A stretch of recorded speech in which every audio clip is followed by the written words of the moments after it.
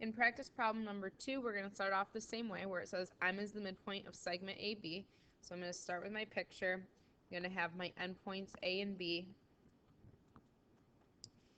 And M is in the middle, so you just kind of make it look like it's in the middle.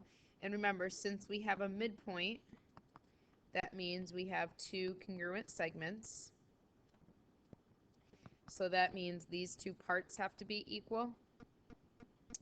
And then I can go ahead and label the two pieces they give us. So they tell me that AM is 1/2 y minus 3. BM is 8 minus 1/2 y. And you want to find y and then the length of AB.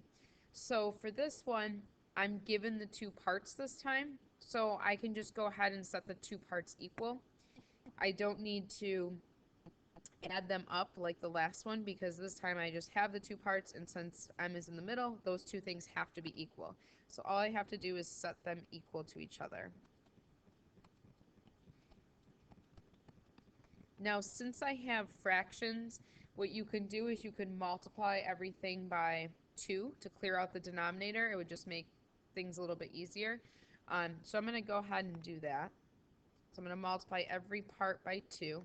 You could just add them in this case. It does work out nice, but you can also just clear the fraction, clear the denominator, so you don't have to deal with it. So multiply everything by 2 because that's the number in the denominator. So these cancel. I'm left with a y.